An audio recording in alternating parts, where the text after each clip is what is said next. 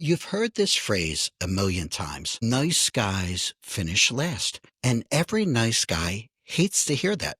They'll say, but I treat women so well. I'm polite. I'm respectful. I do everything right. Why don't they pick me? Well, buckle up, guys, because I'm about to tell you exactly why. And spoiler alert, it's because nice guys in 2025 are usually doing it all wrong. Here's the deal. Women want kindness. They want respect. They want a man who treats them well. But here's what they don't want. They don't want a man with no backbone. They don't want a man who apologizes for existing. They don't want a man who confuses being polite with having no personality. Being nice isn't the problem. Being boring, needy, or spineless, that's the problem. So let me paint the picture.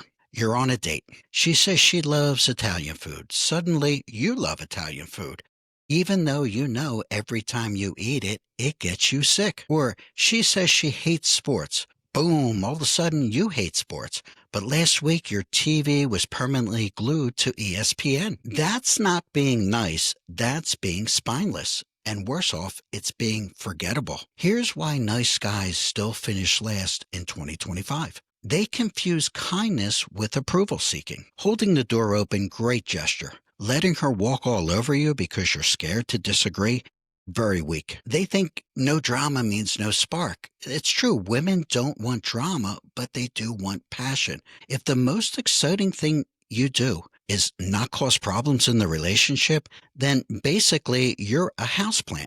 And sometimes men hide their real selves. Agreeing with everything she says doesn't make you compatible. It makes you invisible. Now, I'm mostly directing today's message to the males watching or listening that are between the ages of 18 and 35. Society puts so much pressure on you to have a companion, to have a mate, that you conform to the whims of the first woman that shows signs of interest in you.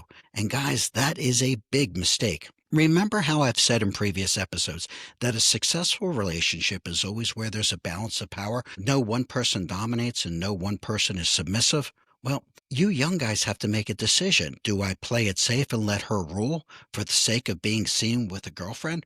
Or do I take the high road and make sure she knows where I stand on issues that affect our relationship? So what's the move? How do you stop finishing last? Well, it's good to be kind, but not submissive. Opening the door, complimenting her, all good. But if she says something you disagree with, speak your truth, but do it respectfully. Have standards. If she's late every time you're supposed to meet, don't just laugh it off. Call it out. You don't have to yell. Just show her that your time matters. And lastly, bring some edge into the relationship.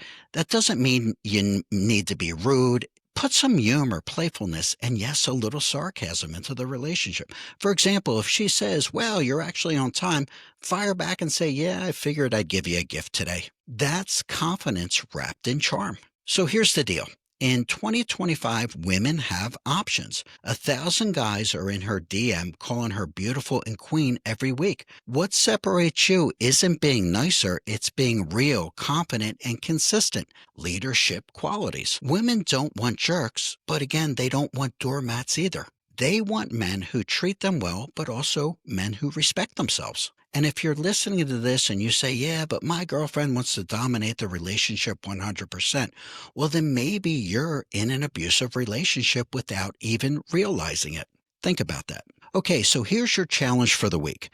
Stop trying to be the perfect nice guy. Be the man who respects himself and is not afraid to be himself. Because nice guys might finish last, but strong, confident, kind men, they finish exactly where they want to be. This is Dating to Win. If you like what you heard today, hit that subscribe button because next week we're tackling how to spot the right girl without wasting years on the wrong ones. So again, thank you for listening on the podcast. Thank you for watching on the YouTube channel. And remember, we are not just dating, we are dating to win. And I'll see you on the next episode. Thanks for listening to Dating to Win. If you're serious about improving your dating game, don't miss an episode. Hit the subscribe button or go to youtube.com/datingtowin25. Good luck out there, and we'll see you on the next episode of Dating to Win.